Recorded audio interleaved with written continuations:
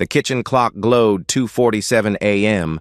as I sat alone at the granite counter, divorce papers spread before me like a completed battle plan.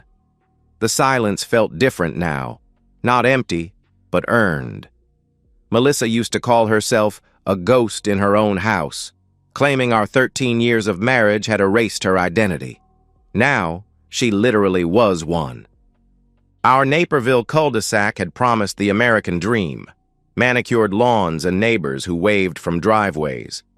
I'd commuted to Schaumburg for 12 years, 2 hours daily in traffic to afford this life.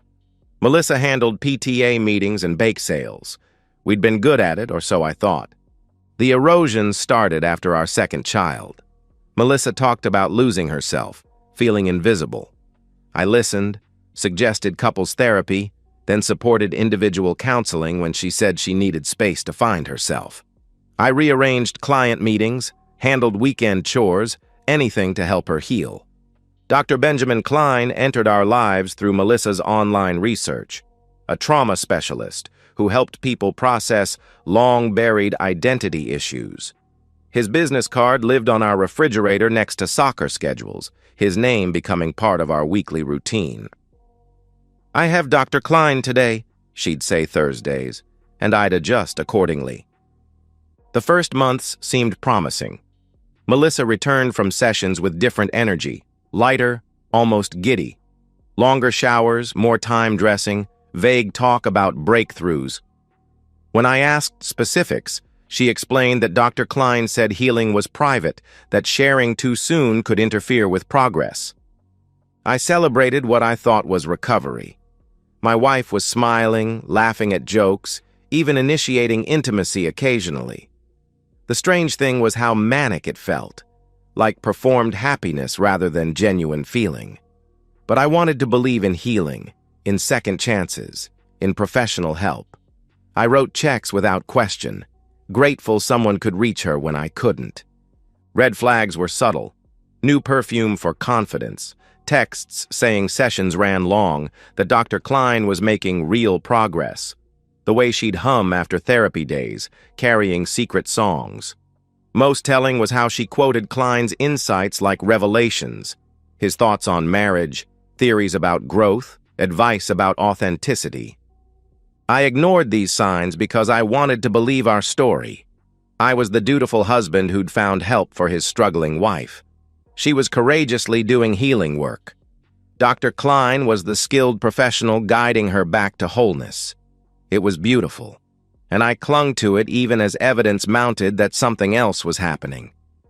The final irony hit me with those divorce papers. I'd paid for every session that destroyed our marriage. I'd rearranged my life to facilitate my own betrayal. I'd celebrated my wife's transformation without realizing she was transforming into someone else's lover, using therapeutic language to justify the unjustifiable, all funded with money I earned during those long commutes that kept me conveniently away from the truth unfolding in Dr. Klein's office. The discovery came on a Tuesday evening wrapped in mundane family chaos. 10-year-old Jake needed the iPad for his Illinois history project about Native American settlements. Melissa was making chicken parmesan, filling the house with herbs and melted cheese. 8-year-old Emma practiced piano, her halting Für Elise, providing soundtrack to what should have been ordinary family life. I was helping Jake research when the iPad synced to Melissa's iCloud, something that happened occasionally when devices crossed signals. New photos appeared, and I assumed it was another technical glitch. Our tablets often shared images unexpectedly. Then I saw it. Time-stamped from Thursday afternoon. The same Thursday, Melissa texted about Dr. Klein's session running long, when I'd handled school pickup and started dinner because she was working through a breakthrough. In the photo, Melissa stood in a downtown Aurora hotel mirror, wearing black lingerie I'd never seen. Behind her, shirtless and intimate, stood Dr. Benjamin Klein. The feeling was immediate and physical, like swallowing broken glass while drowning. My hands went numb. Normal family sounds continued around me, but I felt separated from it all, viewing our life through thick glass. I memorized every detail, the hotel's burgundy wallpaper, champagne on the nightstand, Melissa's possessive hand on Klein's shoulder, wedding ring visible. Her expression wasn't tentative rediscovery, it was confident betrayal. My mind calculated immediately. How many Thursday sessions? At least 20 over 5 months. How much per session? $160. How many rearranged client meetings for school pickup? How many conversations about her progress filled with elaborate lies about processing trauma and rebuilding authentic self? The devastating part wasn't sexual betrayal. It was realizing every conversation about healing had been performance. When she'd described Dr. Klein's insights helping her understand her authentic self, she'd been describing adultery in therapeutic language. When she'd explained healing required safe spaces and professional boundaries, she'd been establishing affair rules under mental health treatment guise. I sat there while my son researched beside me and my wife cooked in the next room. The juxtaposition was surreal, life's most normal moment occurring with its complete destruction. Jake asked about settlements, and I heard myself respond normally, helping him navigate websites. Functioning while everything collapsed felt like an out-of-body experience. I was performing father and husband while my identity dissolved. I quietly closed the iPad and finished homework help. At dinner, I complimented Melissa's cooking while she described her productive session with Dr. Klein, nodding supportively while knowing exactly what productivity meant. Internally, something fundamental shifted. The hopeful husband was gone, replaced by someone who understood hope was a luxury I couldn't afford. Tucking my children into bed that night, I made the decision that would define everything. I wouldn't confront Melissa until I had everything needed to win. The transformation from betrayed husband to methodical investigator happened overnight. By Wednesday morning, I was researching private investigators during lunch breaks, using incognito browsers with the precision of someone who'd learned trust was liability. A former colleague had mentioned Russ Karpinski, an ex-cop who specialized in delicate situations requiring documentation. I met Russ at a Schaumburg Denny's Saturday morning. He was exactly Central Casting would order, gruff, weathered, possessed of cynicism from seeing humanity's worst professionally. When I explained the situation, showing the iPad photo I'd transferred to secure email, he didn't blink. "Therapist banging his patient," he said, stirring sugar into coffee strong enough to dissolve metal. "Classic boundary violation. Your wife's not the first to confuse healing with screwing. Klein's definitely not the first shrink taking advantage. What do you want accomplished?" I wanted everything. Documentation of the affair, evidence of Klein's ethical violations, timeline proving pattern and intent, financial records showing how I'd unknowingly funded their relationship. Most importantly, proof that would protect my children from a mother who'd prioritize adultery over parental responsibility. Russ explained the process with clinical detachment. Surveillance would establish routine and provide photographs. Financial investigation would trace hotel payments. Digital forensics might recover deleted communications if I gained device access. His retainer fee made me wince, but compared to what I'd spent on Klein's sessions, it felt like investing in justice. Simultaneously, I consulted Margaret Holloway, a Wheaton divorce attorney whose reputation for infidelity cases was legendary and expensive. Her glass and steel office was designed to intimidate, and Margaret was exactly who you'd want during warfare disguised as legal proceedings. "Illinois is no-fault divorce," she explained, "but adultery factors into custody and asset distribution, especially with evidence of poor judgment affecting parental duties. What you've shown suggests marital misconduct and potential psychological manipulation. We need to document everything, not just the affair, but how it impacted her mothering." Margaret outlined strategic timeline. Continue gathering evidence while maintaining normalcy. Document every instance Melissa chose therapy over family obligations. Photograph household conditions. Keep detailed parental neglect records. Protect assets by opening separate accounts, establishing my role as stable, financially responsible parent. The next 3 months became compartmentalization masterclass. At home, I remained supportive husband, praising Melissa's progress, while internally cataloging lies. I took additional household responsibilities, which she accepted, claiming therapy was emotionally exhausting. I documented these conversations, noting how she used psychological terminology, justifying increased selfishness. Russ's surveillance revealed predictable, enraging patterns. Thursday afternoons weren't the only meetings. Melissa and Klein met Tuesday mornings when kids were in school, occasionally Saturdays during her errands. Aurora Hotel was primary, but they'd used Klein's office after hours and once dined in Naperville, 2 miles from home. Evidence photographs were professionally thorough, entering and leaving hotels, Klein's hand on her back through parking lots, Melissa checking mirrors before meetings. Most damaging were images from days she'd claimed sickness, canceling family plans for affair schedules. Surveillance captured audio through Klein's habit of leaving car windows open during calls. Russ recorded conversations where they discussed their relationship with shocking casualness.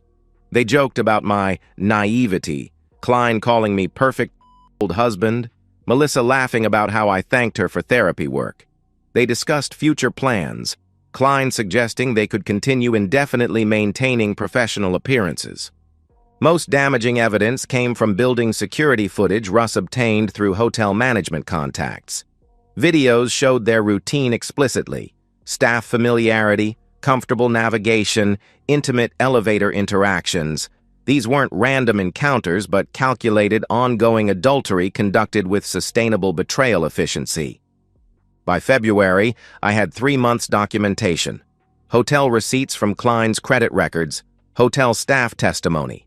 Margaret drafted divorce papers reading like indictments, detailing adultery, emotional abandonment, financial deception, and prioritizing extramarital relationships over parental duties. The difficult part wasn't gathering evidence, it was maintaining normalcy while fury consumed me. Every morning, watching Melissa dress for fake sessions, knowing she chose clothing Klein would remove in hotels I indirectly funded. Every evening, listening to elaborate insights about marriage and authenticity, understanding she was describing betrayal in therapeutic language. But patience was power. Reviewing final surveillance reports in March, I realized Melissa and Klein had grown so comfortable they'd become careless. 3 months of meticulous documentation was about to destroy their affair and futures. The question remaining was execution timing. Friday morning, March 15th, arrived with crisp spring air that usually made me optimistic about beginnings. The irony wasn't lost as I prepared to end my marriage on a day feeling like renewal. I'd chosen timing carefully, both kids in school, giving Melissa hours to process without traumatizing Jake and Emma. The process server arrived exactly at 7:30 a.m. as Melissa packed lunch boxes and reminded kids about after-school activities. I watched from the living room as she opened the door, expecting package delivery and receiving legal papers that would shatter her double life. Her face went through rapid expressions: confusion, recognition, then primal panic. "Daniel?" she called, voice breaking. "What is this?" I walked into the kitchen where she stood frozen, divorce papers scattered across the counter next to Emma's cereal bowl. Kids were upstairs getting backpacks, normal morning chatter filtering down, blissfully unaware their family was disintegrating. "It's exactly what it looks like," I said, voice steady in surprising ways. "I know about Dr. Klein. The Aurora Hotel. Every Thursday afternoon, Tuesday morning, and Saturday you've spent with him instead of your family." Melissa's denial was immediate, desperate. "I don't know what you're talking about. Dr. Klein is my therapist. Whatever you think you know, you're wrong." I reached into my prepared briefcase and spread photographs across granite. Melissa and Klein entering hotels, in restaurant windows, her lingerie mirror selfie, hotel receipts with therapy appointment timestamps, security footage, stills showing elevator intimacy, Evidence was overwhelming, undeniable. Melissa stared at photographs like stranger images, shaking her head. "How long have you known?" "October 8th, 5 months, 2 weeks, 3 days. My precision seemed to shatter something inside her. She sank into a kitchen chair, surrounded by betrayal evidence and Friday morning normalcy, lunch boxes, brewing coffee, refrigerator covered with children's artwork and Klein's business card. Meanwhile, across town, Dr. Klein discovered his professional life was ending. Margaret had coordinated with the Illinois Department of Financial and Professional Regulation, so state board investigators would arrive simultaneously with my divorce filing. Klein's trauma specialization wouldn't help him process losing license, reputation, and livelihood in one morning. Investigators had more than photographs. They had recordings of Klein and Melissa discussing their relationship, evidence of him using professional position to initiate inappropriate sexual relationships, testimony from other patients revealing Klein's boundary violation patterns. My wife wasn't his first affair, just the one stupid enough to be documented. Melissa's damage control attempts were painful. She tried tears, explaining she'd been confused and vulnerable when Klein took advantage. She tried anger, accusing me of privacy violation and calculated cruelty. She tried bargaining, begging for counseling consideration, remembering good years, what we'd built together. "Think of the children," she pleaded. "Think what this will do to Jake and Emma. They need both parents, their family intact." "I did think of the children," I replied, spreading another documentation folder. "Which is why I have detailed records of every school event you missed for therapy appointments, every parent conference skipped, every evening you were distracted because you were texting Klein, every weekend you chose emotional needs over their actual needs." Custody documentation was devastating. Margaret had compiled evidence showing Melissa's affair coinciding with decreased parental involvement, poor decision-making regarding children's welfare, and deception patterns creating unstable home environment. The court wouldn't just see adultery, they'd see emotional abandonment disguised as self-improvement. By noon, Melissa's parents arrived from Wisconsin, initially prepared to support their daughter through malicious divorce. Instead, they confronted evidence their accomplished daughter had destroyed her family for therapist affair. Disappointment in their faces added another consequence layer. Even strongest advocates questioned her judgment. The day ended with Melissa packing while her parents watched children who sensed momentous change but couldn't comprehend the scope. As she loaded suitcases, Klein dealt with his own destruction. License suspended, practice closed, marriage ending as his wife processed serial infidelity evidence. I sat helping Jake and Emma with homework, processing that our family as they'd known it was over. Unlike 5 months ago discovering their affair in this kitchen, the silence didn't feel empty. It felt like honest beginning, painful, but fundamentally honest. Judge Patricia Hendricks had seen every marital dissolution variation in 15 bench years, but she reviewed our case with particular attention reserved for situations involving children and professional misconduct. The custody hearing occurred on gray April morning in DuPage County Family Court, Melissa sitting beside expensive but limited legal representation. Her attorney, Rebecca Torres, tried framing the affair as temporary lapse during personal crisis, emphasizing Melissa's previously unblemished motherhood record and willingness to repair damage caused. "My client acknowledges mistakes," Torres argued. "She recognizes personal struggles led to poor judgment and deeply regrets family impact. However, 5 months of poor decisions shouldn't negate 13 years of dedicated motherhood. The children need both parents." Margaret's response was surgical. "Your Honor, this isn't momentary lapse. Evidence shows calculated, ongoing deception prioritizing adultery over parental responsibility. Mrs. Green didn't just have an affair, she systematically chose her relationship with Dr. Klein over children's needs, using therapy as cover while neglecting maternal duties." Evidence presentation was devastating. Margaret showed how Melissa's therapy schedule, consistently conflicted with parental obligations. School conferences missed for hotel meetings. Soccer games skipped because Klein was available. Evening family time sacrificed because Melissa was too emotionally exhausted from her affair. Hotel surveillance footage was particularly damaging. Judge Hendricks watched Melissa and Klein's comfortable routine, staff familiarity, casual public intimacy, moving through hotels like regular business. These weren't desperate emotional encounters, but planned, systematic meetings requiring detailed coordination. My testimony was measured, factual.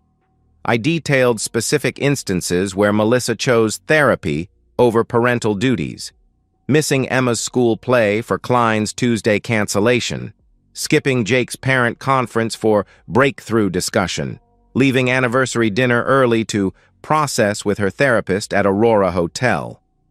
Mrs. Green used therapeutic language manipulating family dynamics while conducting extramarital relationship, I explained. When I questioned increased sessions, she said healing required commitment, and my concerns showed I wasn't supporting recovery. I was made guilty for wanting wife time because that supposedly conflicted with mental health treatment. Child Services reports supported my position entirely. Jake and Emma adjusted well to separation, showing no distress from their mother's absence. The caseworker noted improved routine stability since I'd become primary parent. Children expressed clear preferences for remaining in established home environment. Melissa's cross-examination was painful but necessary. Torres tried establishing the affair as depression-caused aberration, but evidence showed too much planning for temporary insanity defense. Asked about missing Jake's championship game for therapy, Melissa couldn't provide coherent answers without admitting she'd prioritized Klein over her son's important moment. Most damaging came when Judge Hendricks asked directly about decision-making.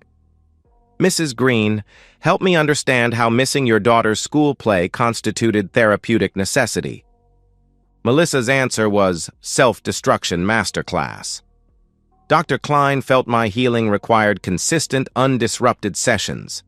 He said canceling appointments for school events would interfere with identity progress. Judge Hendricks's expression didn't change, but implications were clear. Melissa had let her therapist lover convince her that children's needs were healing obstacles. She'd used professional authority, justifying personal selfishness while using family money funding, the relationship destroying her family. Dr. Klein's professional destruction provided additional context. His license was permanently revoked after ethics investigation revealed sexual relationship patterns with female patients spanning years. 3 other women came forward with similar therapy-to-affair stories, emotional manipulation disguised as treatment. Klein wasn't just adulterous. He was a predator systematically exploiting vulnerable women. Judge Hendricks's ruling was comprehensive. I received full custody. Melissa granted supervised visitation twice monthly at Family Services Center. The marital home remained mine with primary asset custody. Melissa's savings portion would be consumed by legal fees and life-rebuilding costs. Evidence shows clear pattern of Mrs. Green prioritizing extramarital relationship over children's welfare, Judge Hendricks stated. While parents are human and capable of mistakes, the systematic deception and willingness to sacrifice parental duties for personal desires demonstrates concerning judgment affecting custodial fitness. Aftermath was swift. Melissa moved back into childhood bedroom in Wisconsin, 38-year-old explaining to neighbors why she'd lost children and home. Klein faced malpractice suits and relocated where reputation hadn't caught up. His marriage ended when his wife discovered serial infidelity scope. Financial destruction was equally complete. Legal fees consumed most of Melissa's asset share, leaving her dependent on parents who daily reminded her of poor choices. Aurora Hotel provided detailed billing records showing hundreds of Klein credit charges, demonstrating calculated affair nature. Every romantic dinner, champagne toast, luxury amenity was documented as evidence of priorities excluding children. Standing in my kitchen after final court date, I felt complex satisfaction of precision-served justice. House silence was different. Not hollow abandonment, quiet, but peaceful honesty, stillness. I'd lost my marriage but saved my children from a mother who'd proven capable of sacrificing their welfare for desires. 6 months after custody hearing, I stood on Jake's Saturday soccer game sideline, holding Emma's hand while she cheered with 8-year-old enthusiasm. October air was crisp. Sunshine felt like blessing on our family's new version. I was no longer the father rushing from work to make games. I was primary parent whose schedule revolved around children's needs. Single parenthood required different energy, more patience, better organization, ability to be both parents when situations demanded. But there was deep satisfaction in routine predictability, interaction honesty, and knowing every decision put Jake and Emma first. I'd begun dating tentatively, coffee meetings during school hours, careful conversations with women understanding my kids were priority. Betrayal experience taught me to value transparency above all. I asked direct questions about expectations, past relationships, future goals with frankness. Some found refreshing, others intimidating. Either reaction told me what I needed. Melissa's supervised visits occurred twice monthly at DuPage County Family Services, sterile meetings under social worker documentation. Children approached sessions with polite distance, usually reserved for distant relatives, dutiful but not enthusiastic. They'd learned to see their mother as someone visiting rather than living in their lives. Melissa's relationship rebuilding attempts were awkward affairs, with forced enthusiasm and desperate questions about school, friends, activities she no longer understood context for. She'd bring elaborate gifts sitting unopened for weeks, plan activities kids had outgrown, make promises about future involvement everyone knew she couldn't keep from parents' Wisconsin house. Most telling moment came during September visit when Emma skinned her knee on playground equipment. Melissa's first instinct was looking for adults to handle situation, while Emma looked directly at me with child confidence, knowing exactly who would fix things. Social worker noted the interaction, another data point in ongoing parental relationship assessment. Dr. Klein's destruction was complete and public. Local newspapers covered license revocation extensively, former patients sharing manipulation and abuse stories, painting systematic predatory behavior picture. He'd lost practice, marriage, reputation so thoroughly that even moving states hadn't provided hoped-for fresh starts. Financial recovery took longer but was essentially complete. The house felt like ours in ways it never had when Melissa's emotional absence haunted every room. Jake and Emma redecorated bedrooms, chose new traditions, established weekend routines reflecting actual interests rather than their mother's need to appear engaged. Most evenings ended the same. Homework at kitchen table where I'd discovered Melissa's betrayal, dinner conversations about school and friends, bedtime routines in rooms holding only honest memories. I'd learned braiding Emma's hair, navigating Jake's complex math, handling 1,000 small crises requiring parental attention. House itself transformed from secret festering place to Truth Foundation 1. Family photos showed only 3 of us, honest documentation of family we'd become rather than maintained illusions. Refrigerator held school schedules, pizza menus, emergency contacts, practical life documentation built on reality rather than deception. Standing in my bedroom each night, I'd close doors on space once holding marriage artifacts built on lies. Wedding photos including woman performing love while planning betrayal, anniversary gifts bought while she established double life, decorative items creating happiness illusions where honesty was absent. Now, tucking Jake and Emma into beds and home unquestionably theirs, I understood that while I couldn't save marriage, I'd successfully protected life's most important parts. Children who fell asleep knowing their father would be there mornings, ready for whatever next day brought. House sheltering honesty instead of harboring deception. Future built on truth rather than beautiful lies collapsing under reality's weight. And so, we've reached the end of today's story. Was it what you expected, or did it take a twist you didn't see coming? I'm curious to hear your thoughts. Share them in the comments below, and let's get a conversation going. If this story kept you hooked, make sure to hit that like button. And if you're new here or just haven't subscribed yet, now's the perfect time to join our community. I bring you fresh, captivating stories every day, so click that subscribe button and turn on notifications so you never miss out. Thanks for watching, and I'll see you in the next one.